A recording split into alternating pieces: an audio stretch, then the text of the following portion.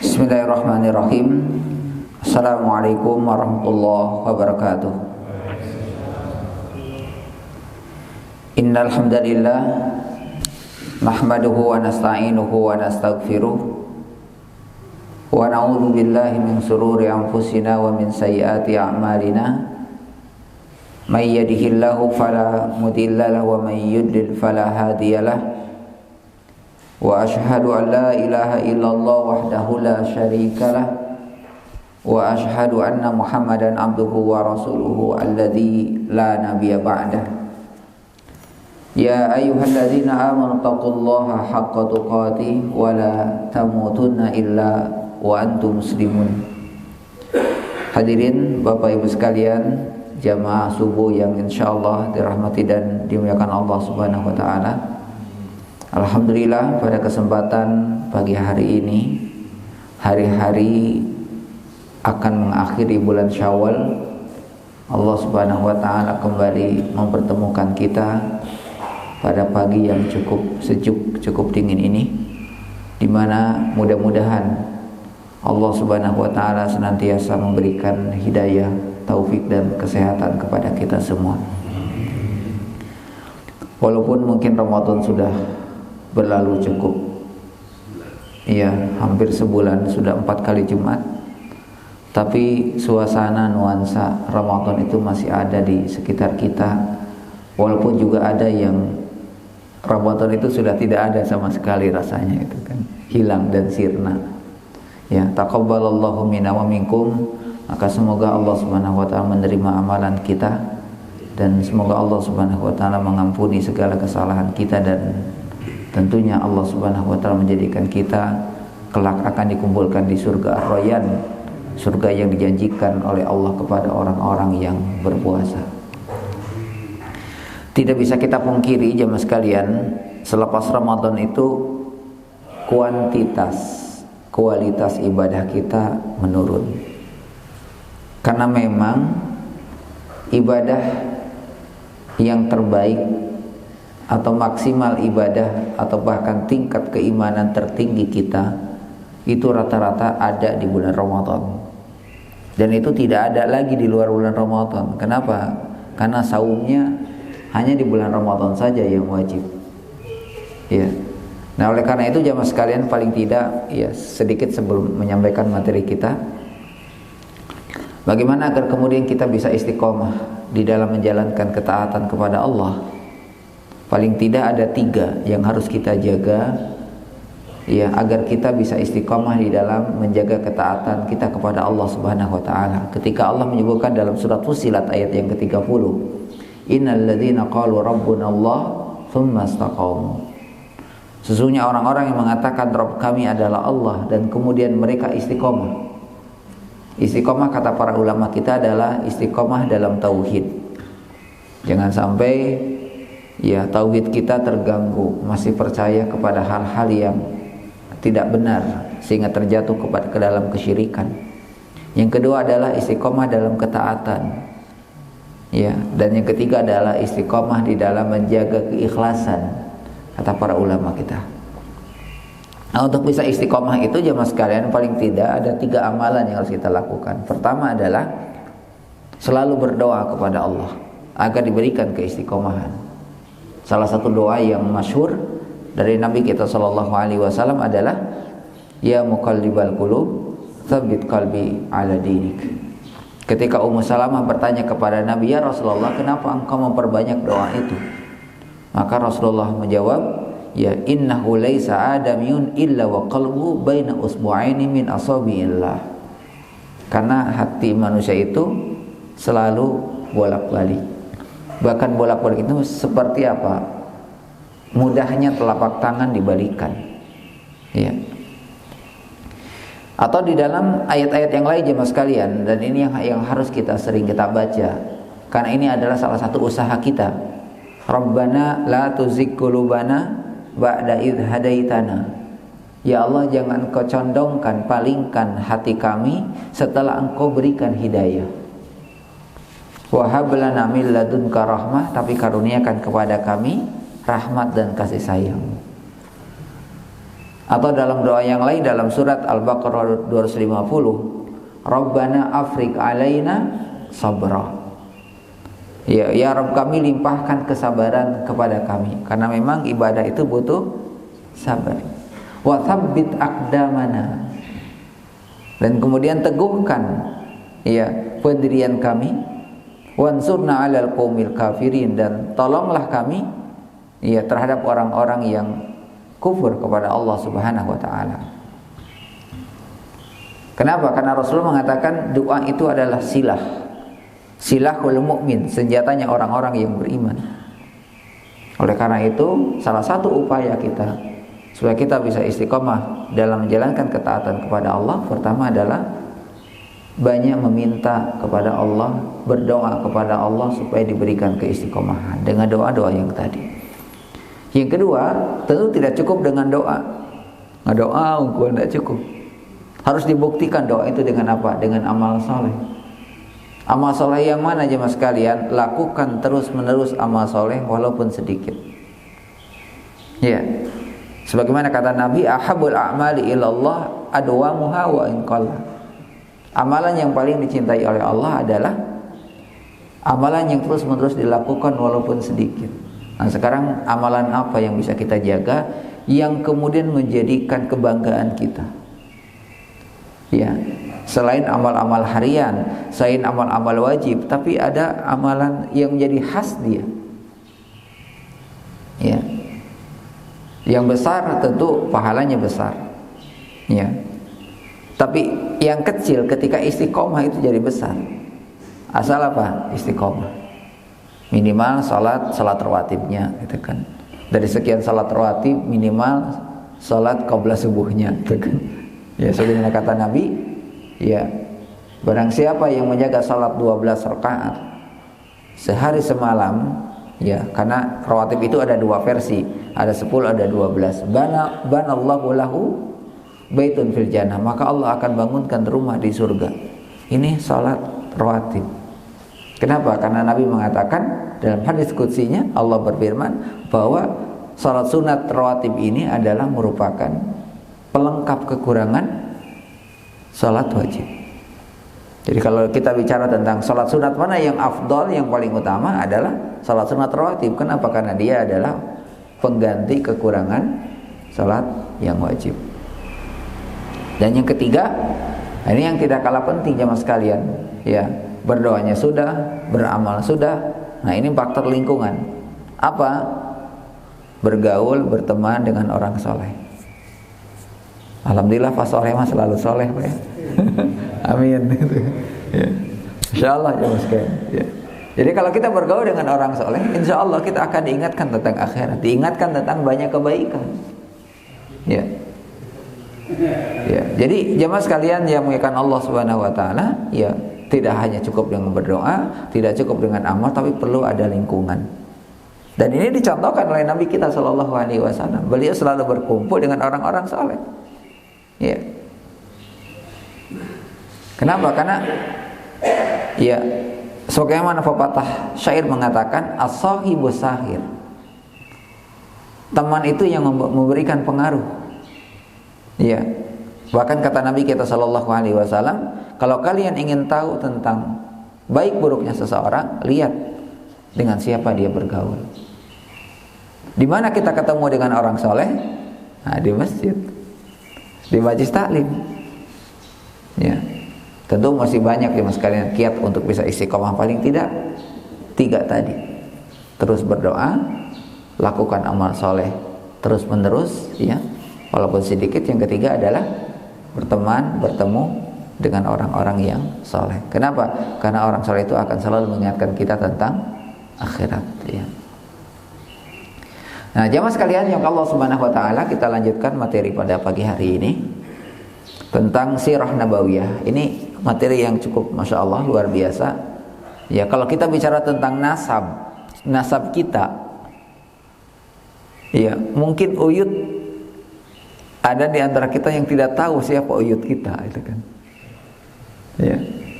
Makanya orang Arab itu nasabnya, nama itu cuma satu. Cuma selalu disebut dengan binnya. Ya. Kadang istri kita nyandarnya ke suami, gitu kan? Padahal sunnahnya istri itu nyandar kepada orang tuanya. Karena tradisi di kita, istri kita nyandarnya kepada suaminya. Ya. Ada namanya Ibu Asdar. Oh, ternyata suaminya Pak Asdar itu kan. Padahal si ibunya enggak tahu namanya siapa itu kan. Dan kita lihat jemaah sekalian, Aisyah, Khadijah, ya, dikenal bukan Rasulullahnya, kan dikenal namanya, dikenal orang tuanya. Ya. Nah, oleh karena itu jemaah sekalian yang Allah Subhanahu wa taala, maka pada poin kesempatan pagi hari ini kita akan bicara tentang nasab keluarga Nabi Shallallahu alaihi wasallam. Dan nanti setelah ini kita akan bicara tentang kenapa Rasulullah ya diangkat menjadi nabi. Ya. Alasannya apa? Itu nanti kita akan sebutkan. Oh.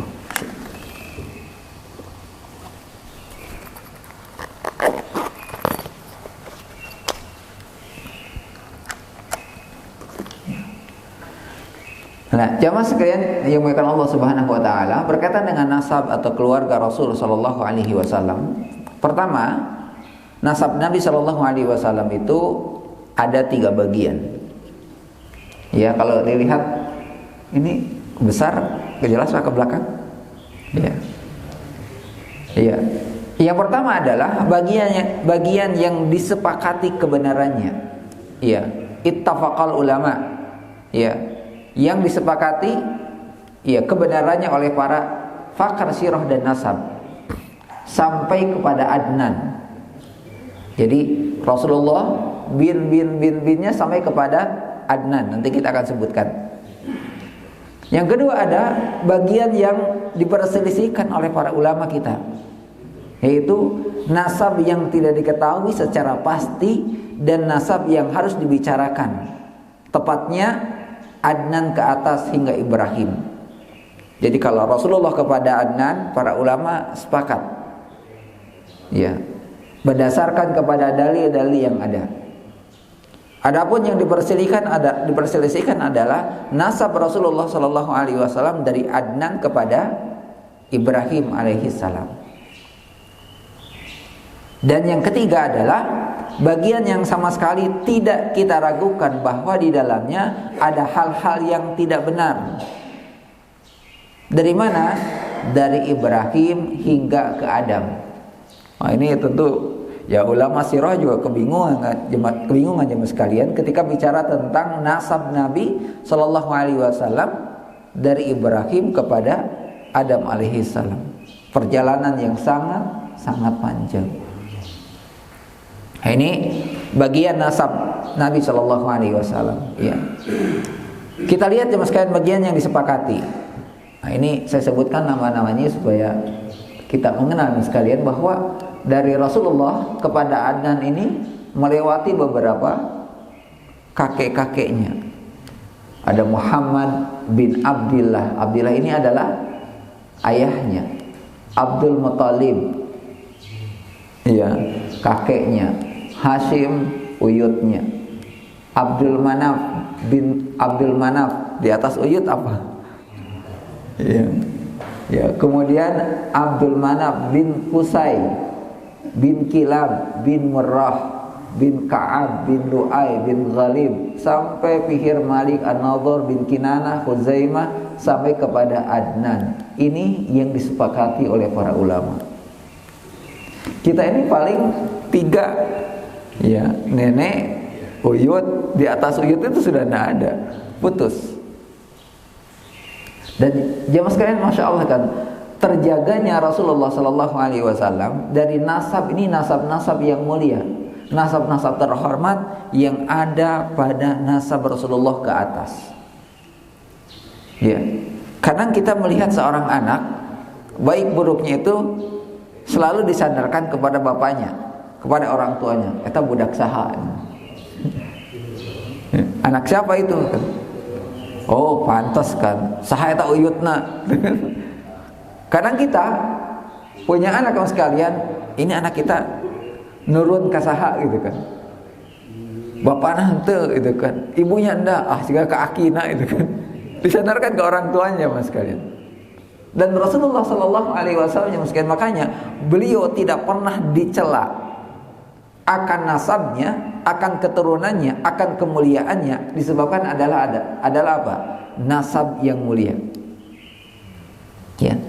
Beberapa peristiwa yang dialami oleh Rasulullah SAW dicaci, dimaki, tapi mereka tidak pernah mencaci nasab Rasulullah SAW. Kenapa? Karena mereka tahu nasabnya adalah terhormat dan mulia. Adapun pribadinya Rasulullah SAW, inilah yang kemudian banyak dicela, dicaci, dimaki oleh musyrikin Quraisy. Ya, mereka tidak berani mencela Abdullah, tidak berani mencela Abdul Muthalib, tidak berani. Ya, ini bagian yang disepakati. Yang kedua, ya bagian yang diperselisihkan ini dari Adnan sampai seterusnya, dan ini ahli sejarah sekalian dalam bukunya cukup panjang menyebutkan nama-nama ini sampai kepada Ismail bin Ibrahim. Nah, ini cukup panjang sekali. Ya. Dari Adnan, tadi dari Rasulullah ke Adnan ini melewati 13 atau 15 ya masa sampai kepada Adnan. Dan dari Adnan sampai kepada Ibrahim, Ismail bin Ibrahim, ini melewati beberapa kurun, beberapa waktu yang sangat-sangat panjang. Dan ketahuilah jemaah sekalian, usia orang-orang dahulu dengan usia kita itu beda. Usia kita paling 63, 65, 70, 90. Itu 90 sudah Masya Allah itu kan. Usia orang-orang dahulu usianya panjang-panjang. Kita lihat Ibrahim alaihissalam, kita lihat Nabi Nuh alaihissalam, usianya sampai 1000 tahun itu kan. Ini perjalanan yang sangat panjang. Ini bagian yang diperselisihkan. Yang ketiga adalah bagian yang diragukan tidak benar. Maksudnya adalah tidak ada dalil dan landasan yang bisa dijadikan pedoman. Iya, kita sepakati bahwa kita ini nenek moyang kita adalah Adam alaihissalam. Tetapi untuk menyebutkan nasabnya, ya untuk menyebutkan nasabnya, ini yang tidak ada dalilnya. Ya. Dari Rasulullah kepada Adnan, dari Adnan kepada Ibrahim, dan dari Ibrahim alaihissalam sampai kepada Adam alaihissalam. Di sini kita lihat ada bin Sam bin Nuh. Kemudian di sini ada Idris. Ya. Jadi Nuh atau disebut dengan Idris. Nah, ini salah satu di antara nabi-nabi sebelum Rasul sallallahu alaihi wasallam. Ini berkaitan dengan nasab ya Rasul sallallahu alaihi wasallam. Semuanya sepakat bahwa nasab kita ini sampai kepada Adam, tapi untuk menyebutkan nama-nama ini perlu dalil. Ini ada, tetapi dalilnya tidak ada landasan yang bisa dijadikan sebagai pedoman. Jadi informasinya ada, tapi tidak bisa dijadikan sebagai pegangan. Dari mananya, tapi itu ada. Ya, runutan itu ada. Ini cuma sekalian yang bagian diragukan. Kemudian kita bicara tentang keluarga Nabi Shallallahu Alaihi Wasallam. Ya, kita mulai dari kakek Rasulullah Shallallahu Alaihi Wasallam. Ini generasi atau kakek kelima, Qusay. Ya, Qusay ini cuma sekalian adalah yang menyatukan suku Quraisy dan mengembalikan penguasaan Masjidil Haram kepada mereka. Karena dulu Masjidil Haram pernah dikuasai, ya, oleh orang-orang yang ingin menghancurkan haram. Akhirnya oleh Qusay, ya, disatukan kembali suku-suku Quraisy dan dikembalikan penguasaan Masjidil Haram kepada mereka. Yang kedua, ya, Qusay ini memiliki kedudukan yang tinggi dalam diri orang Quraisy hingga mereka pernah berkata kepada Rasulullah setelah beliau diutus menjadi nabi. Ya, apa? Bangkitlah kembali Qusay dari kuburannya, karena dia adalah tokoh yang jujur dan selalu benar. Kalau dia bersaksi atas kebenaran yang kamu bawa, maka kami akan menjadi pengikutmu. Bayangannya maksudnya dari Qusay ini kepada cucunya 5 generasi itu cukup panjang. Tetapi nama Rasulullah sudah ada di dalam kitab-kitab sebelumnya. Seolah-olah Qusay mengetahui bahwasanya cucunya itu akan lahir dari sukunya, dari kelompoknya, dari keluarganya.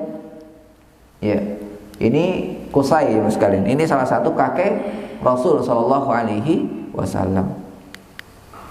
Yang kedua jemaah sekalian, turun ke bawah adalah Abdul Manaf. Ya. Abdul Manaf ini jemaah sekalian setelah Qusay meninggal, dia digantikan oleh 4 anaknya, dan anak yang paling menonjol ketokohannya di kalangan Quraisy adalah Abdul Manaf. Ya, dialah yang memegang peranan mengatur urusan pembagian air minum dari sumur Zam-Zam. Nah, mulai ya setelah penguasaan haram dikembalikan kepada ya orang-orang Mekah jemaah sekalian, ya kepada Qusay, dan kemudian setelah Qusay dilanjutkan oleh anaknya adalah Abdul Manaf, ya, dan kemudian beliau mulai mengatur pembagian air minum dari sumur Zam-Zam. Anak dulu jemaah sekalian, sumber air di tanah suci itu dari Zam-Zam, dan sampai hari ini ya kita bisa lihat di Masjidil Haram itu sumber air minum itu dari ya Zam-Zam. Ya. Kemudian Hashim ini dikenal dengan Amr namanya. Setelah Abdul Manaf meninggal, dilanjutkan oleh anaknya Hashim. Jadi Qusay, ya. Kemudian Hashim, setelah Abdul Manaf meninggal, dilanjutkan oleh anaknya Hashim. Dialah yang paling pertama mempelopori perjalanan pada musim panas dan musim dingin. Ya. Kenapa jemaah sekalian? Dalam surat Quraisy, li'ilafi Quraisy ilafihim rihlatasy syita iwas-shaib. Karena kebiasaan orang-orang Quraisy. Apa kebiasaan orang Quraisy itu? Rihlah, mengadakan perjalanan ya di musim panas ataupun di musim dingin. Kenapa mereka harus keluar dari tanah suci? Hashimnya mas kalian adalah yang mempelopori supaya orang keluar dari Mekah, kerja berusaha di luar negeri Mekah. Kenapa? Karena kalau mengandalkan ya bahan pokok kebutuhan yang ada di Mekah tidak mencukupi. Bahkan dalam sejarah disebutkan mas kalian, kata Hashim, dulu orang-orang ketika habis makanan mereka pergi ke gunung, naik ke gunung untuk apa? Menunggu kematian. Kenapa? Karena tidak ada yang dimakan. Ya. Oleh karena itu Hashim menyuruh kepada musyrikin, kepada orang-orang Quraisy untuk apa? Mengadakan perjalanan, berniaga. Tidak kenal musim panas dan tidak kenal musim dingin. Artinya apa? Ketika musim panas di sana, maka dia lari ke tempat sini. Ketika musim dingin di sini, panas di sana, dia pindah ke seberang. Migrasi gitu kan. Jadi dia menghindari musim panas. Ya, di satu sisi ada musim panas, tapi orang-orang ya Quraisy sama sekalian selalu memilih tempat-tempat ya daerah yang keadaannya musimnya dingin. Karena sangat sulit ya kerja di musim panas ya. Hashim ini jemaah sekalian seorang kaya raya dan terhormat.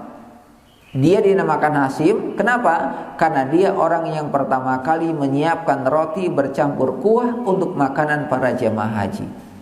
Nah ini idenya cemerlang sekalian. Ya, kalau kita lihat sebelumnya Abdul Manaf ya atau misalkan Qusay yang mengembalikan penguasaan haram kepada orang-orang Quraisy, kemudian Abdul Manaf yang ya salah satu di antara perannya adalah membagi air minum dari sumur Zam-Zam. Kemudian Hashim ya menambah dengan apa? Memberikan makanan ataupun minuman kepada para jemaah haji. Dan luar biasa ya mas sekalian, siapapun yang menunaikan ibadah haji di tanah suci, maka Hashim yang menyiapkan makanan. Dan inilah yang kata para ulama sebab kenapa orang-orang Quraisy ketika pergi ke negeri-negeri sebelah itu diterima. Ya, diterima dengan mudah. Tidak ada curiga dan tidak ada khawatir. Kenapa? Karena ketika mereka ke Mekah, maka mereka akan mendapatkan jaminan makanan dan minuman. Ya, ketika mereka ke Mekah untuk menunaikan ibadah haji, mereka mendapatkan jaminan makanan, jaminan minuman, dan jaminan keamanan. Maka begitu kemudian Hashim menyuruh orang-orang Quraisy pergi ke negeri-negeri seberang, negeri-negeri sebelah jemaah sekalian, ya, maka mereka pun mendapatkan jaminan keamanan dan dimudahkan untuk berinteraksi sosial, termasuk berniaga, berjual beli dengan orang-orang yang ada di sekitarnya. Dan Hasim yang sekalian, dalam beberapa riwayat yang sekalian adalah orang yang kemudian mengatakan kepada orang-orang Quraisy, silahkan kalian keluar dari tanah suci, tapi ingat, saat kembali ke sini harus berbagi apa yang kamu dapatkan. Tidak semua harus berangkat, harus ada yang tinggal di sini. Laki-laki silahkan berangkat bekerja dan berusaha, tapi saat kembali ke sini harus berbagi apa yang kalian usahakan. Dan itu dituruti oleh orang-orang Quraisy semuanya. Ya, begitu pulang bagi-bagi gitu kan. Itu bergantian. Sehingga apa? Kebutuhan tanah suci itu tercukupi sampai hari ini. Ya, sampai hari ini. Ya, keluarga Nabi Shallallahu Alaihi Wasallam dikenal dengan sebutan Hashimiyah. Kenapa? Karena dinisbatkan kepada kakeknya Hasim bin Abdul Manaf. Ya, jadi keluarga Nabi kadang disebut dengan dikenal dengan sebutan Hashimiyah. Ailah Hashimiyah, usratu Hashimiyah. Kenapa? Karena tadi nama beliau atau beliau dinisbatkan kepada kakeknya Hasim bin Abdul Manaf. Dan inilah Hasim ini jemaah sekalian yang memiliki peranan yang sangat besar, yang merubah tradisi kebiasaan bangsa Quraisy yang jumud, yang hanya mengandalkan apa yang didapatkan di tanah suci dan menunggu kematian. Tetapi dengan ide Hasim ini jemaah sekalian ini sangat luar biasa. Seorang tokoh yang luar biasa, di samping beliau adalah orang yang ya kaya jemaah sekalian, ya, tapi juga di sisi lain ya dia memiliki ide untuk menyuruh orang-orang berangkat untuk bekerja, berusaha di negeri seberang. Yang kedua adalah menyiapkan makanan orang-orang yang melaksanakan ibadah haji. Nah, jemaah sekalian, momen kehidupan Hasim kalau kita lihat, pertama adalah Hasim pernah pergi berdagang, berniaga ke Syam. Ya, Syam ini jemaah sekalian ada Palestina, ada 4 negeri yang termasuk ya wilayah Syam. Iya, dalam perjalanan ke Syam, kemudian beliau singgah di Madinah dan menikah dengan Salma binti Amru dari Bani Adi bin An-Najjar dan menetap di sana bersama istrinya. Nah, inilah cikal bakal kenapa Rasulullah diterima dakwahnya di Madinah. Kenapa? Karena ada kakeknya, ada keluarganya itu kan. Beda ketika Rasulullah hijrah ke Taif. Ya. Ketika Rasulullah sallallahu alaihi wasallam hijrah ke Taif, apa yang dilakukan oleh orang-orang Taif? Mengusir. Kenapa? Tidak ada silsilah nasab, tidak ada silsilah keturunan Rasulullah ketika berada di Taif. Sehingga Rasulullah disuruh pulang kembali, bahkan dikejar oleh sekelompok pemuda, dilempari dengan batu sampai berdarah jemaah sekalian. Dan Allah Subhanahu wa taala menyuruh Rasulullah SAW untuk hijrah ke Madinah. Dan orang Madinah yang dikenal dengan Ansar, orang kaum penolong. Kenapa mereka menerima Rasulullah SAW? Karena ya Rasulullah apa ya istilahnya? Keturunannya, cikal bakalnya Rasulullah SAW itu adanya di Madinah. Lahir dari seorang wanita namanya Salma binti Amr dari Bani Adr, seorang tokoh terkenal, suku terkenal dari Bani An-Najjar, dan kemudian beliau menetap di sana bersama istrinya. Tidak lama kemudian beliau pergi ke Syam, kembali berniaga, ya. Dan istrinya ditinggalkan bersama keluarganya di Madinah karena sedang mengandung anaknya Abdul Muthalib. Nah, ini cikal bakal nanti Abdul Muthalib. Ya, dan Abdul Muthalib sekalian, ya, meninggal Hasim meninggal dalam perjalanan sesaat sampai di Palestina. Jadi dalam perniagaan beliau meninggal sementara istrinya sedang hamil. Yaitu siapa? Kakek Rasulullah sallallahu alaihi wasallam Abdul Muthalib yang lahir pada tahun 497 Masehi dengan nama Syaibah namanya. Kenapa disebut dengan Syaibah? Karena ada rambut putih uban di kepalanya. Jadi masih anak tapi sudah ubanan sekali. Bukan disebut dengan Syaibah. Nah, ini ya cikal bakal Rasulullah SAW. Dilihat dari keluarga Rasulullah. Abdul Muttalib ini adalah anak dari Hashim, dari istrinya Salma binti Amru. Beliau lahir di mana? Di Madinah. Ya, beliau lahir di Madinah. Ya. Nah, jamaah sekalian yang Allah Subhanahu wa taala, Hashim mempunyai 4 putra. Asad, Abu Saifi, Nadlah, dan Abdul Muttalib atau Syaibah. Dan 5 putri, Ashifa, Khalidah, Dhaifah, Ruqayyah, dan Jannah. Ini anak-anaknya Hashim.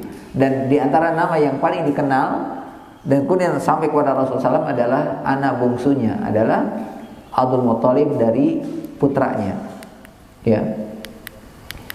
Ya, setelah Hashim meninggal jemaah sekalian, ya, karena meninggal, ya, maka penanganan air minum dan makanan ditangani oleh saudaranya.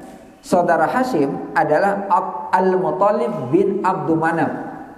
Ya, jadi Abdul Manaf itu punya beberapa anak, di antaranya adalah Al-Muttalib, kemudian ada Hashim. Ya, ada Hashim. Dan kemudian Hashim memiliki anak namanya adalah Abdul Muttalib. Seorang laki-laki terpandang. Al-Muttalib adalah seorang laki-laki terpandang, dipatuhi dan dihormati. Dijuluki orang-orang Quraisy dengan sebutan Al-Fayyad, seorang dermawan. Kenapa? Karena dia adalah orang yang dermawan. Ini Hashim ya mas sekalian. Jadi Hashim ini adalah orang yang sangat dikenal. Makanya Rasulullah dikenal tadi keluarga Hashimiyah. Ya, Hashimiyah. Ya. Dan beliau memang orang Mekah, menikah dengan wanita dari Madinah. Lahir seorang anak namanya adalah Abdul Muttalib, yang Abdul Muttalib ini adalah kakek Rasul sallallahu alaihi wasallam. Ya. Dan jamaah sekalian yang Allah Subhanahu wa taala, Abdul Muttalib ya besar di Madinah. Ya, Abdul Muttalib ini besar di Madinah, sangat mirip dengan kakeknya Qusay. Jadi sifat-sifatnya sangat mirip dengan Qusay, pemberani, kemudian dermawan, terhormat, ya. Ini diantara kelebihan yang dimiliki oleh ya Abdul Muttalib, yang menggali kembali sumur Zam-Zam, yang bernazar jika dikaruniai 10 anak laki-laki, maka dia akan menyembelih salah satu di antaranya. Ini menunjukkan apa? Ingin punya anak perempuan gitu kan. Tapi semuanya anaknya laki-laki. Iya. Maka ketika Abdul Muttalib ini sudah besar ya mas sekalian, ya, ketika Abdul Muttalib ini punya anak, dan dari sekian anak-anaknya, ya itu dikenal lah anak-anaknya Abdul Muttalib itu, diantaranya adalah Abdullah, ya, ayah Rasulullah SAW. Ya, ada Hamzah, ya, ada Abu Lahab, ya, kemudian ada Abbas, ya. Jadi ada yang menerima dakwah Rasulullah adalah misalkan Abbas, kemudian Hamzah, kemudian yang menolak atau yang menjaga Rasulullah SAW tapi ya membela Nabi Shallallahu Alaihi Wasallam. Nah, jamaah sekalian yang Allah Subhanahu Wa Taala, jadi Abdul Muttalib ini adalah besar di Madinah, sangat mirip dengan kakeknya Qusay yang menggali kembali sumber Zam-Zam, bernazar jika dikaruniai 10 anak, ya, anak laki-laki, maka dia akan menyembelihnya satu di antaranya. Ya. Dan ini jemaah sekalian, ini sangat luar biasa. Makanya apa kata Rasulullah SAW? Inna Allah astafa Kinanah min waladi Ismail, wastafa Quraisyan min Kinanah, wastafa min Quraisyin bani Hashim, wastafani min bani Hashim.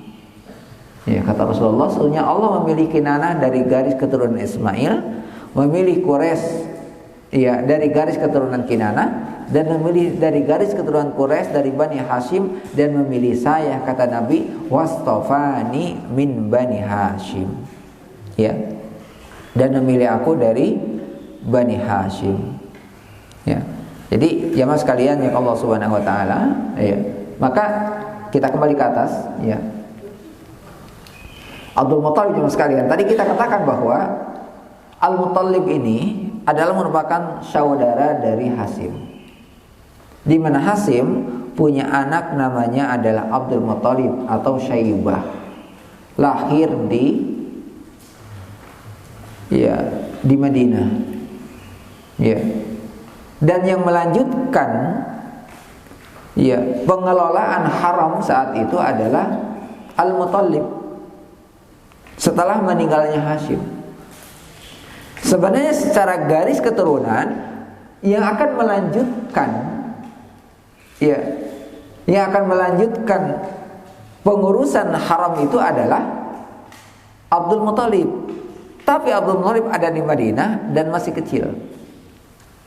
Oleh karena itu jemaah sekalian, Al-Muttalib akhirnya setelah beberapa tahun kemudian berangkat ke Madinah mencari Abdul Muttalib.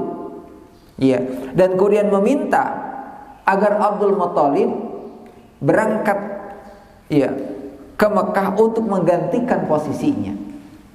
Apa kata Abdul Muttalib? Saya tidak akan berangkat kecuali mendapatkan izin dari ibundanya. Maka setelah disampaikan kepada ibunya di lobi dan sebagainya, akhirnya ibundanya mengizinkan akhirnya apa? Abdul Muttalib pun diboyong ke Mekah dengan dibonceng di atas untanya berdua. Sampai di Mekah jemaah sekalian, apa kata Al-Muttalib? Waihaka, celakalah kalian, dia adalah anak saudaraku Hashim, dan dialah yang akan menggantikan posisiku kelak. Ini kata Al-Muttalib. Jadi sudah digemborkan begitu sampai di Mekah, disampaikanlah oleh Al-Muttalib, oleh kakek atau saudara kakeknya jemaah sekalian, disampaikan bahwa ini adalah anak daripada Hashim. Dan tentunya sekarang orang-orang Makkah itu sudah tidak asing lagi dengan kalimat atau dengan Hashim. Kenapa? Karena dia adalah orang yang terpandang, sehingga orang-orang yang ada di bawahnya menjadi orang-orang terpandang, orang-orang terhormat di karangan Quraisy saat itu. Nah, oleh karena itu jamaah sekalian, jamaah Allah Subhanahu wa taala, akhirnya kemudian Abdul Muttalib dibawa ke Mekah. Setelah besar kemudian dialihkan semua kepengurusan tentang haram, semuanya berada di tangan Abdul Muttalib. Berada di tangan Abdul Muttalib. Nah, dari sekian banyak perjalanan bertahun-tahun kemudian beliau menikah dengan orang Mekah menikahnya. Jadi kebalik lagi gitu kan. Balik lagi gitu kan. Dulu kakeknya nikah dengan orang Madinah, kemudian beliau lahir campuran Mekah dan Madinah. Akhirnya berangkat ke Madinah, beliau menikah di menikah di Mekah dan punya anak keturunan di Mekah. Dan salah satu anak daripada Abdul Muttalib adalah Abdullah, ayah dari Rasul Sallallahu Alaihi Wasallam. Nah, ini jadi jemaah sekalian beberapa nasab Rasul Sallallahu Alaihi Wasallam yang sangat luar biasa. Walaupun sebenarnya di dalam perjalanannya sempat terjadi kericuhan. Kenapa? Karena ada beberapa tokoh yang ingin mengambil beberapa kekuasaan, beberapa daerah yang dikuasai oleh Abdul Muttalib saat itu, yang diserahkan kepada Abdul Muttalib.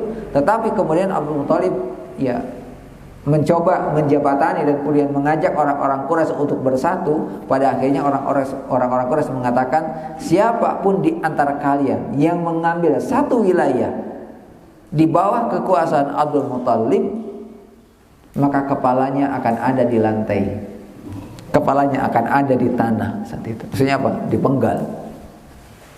Akhirnya orang-orang mengatakan, kami kembalikan lagi. Nah, ini saking kerasnya orang-orang dahulu jamaah sekalian. Nah, ini kaitan dengan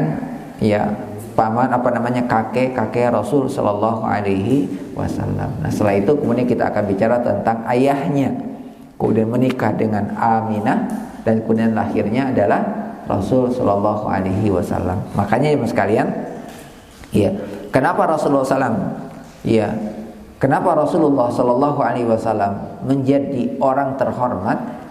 Karena dilihat dari nasab. Ketika nasabnya, karena dulu jemaah sekalian, seseorang akan diangkat menjadi sebuah pemimpin suku, maka yang pertama dilihat itu adalah nasabnya, cacat tidak nasabnya. Dan itulah yang menjadi penyebab pada akhirnya menjadi sebab hadis-hadis Nabi Sallallahu Alaihi Wasallam diterima sampai kepada Imam Bukhari. Itu dilihat apanya? Jalur periwayatannya. Jika ada salah satu jalur periwayatannya, orangnya meriwayatkannya sudah tua, atau orang yang meriwayatkannya sudah pikun. Nah, tahu ini hadisnya apakah dikeluarkan setelah pikun atau sebelumnya, itu kan.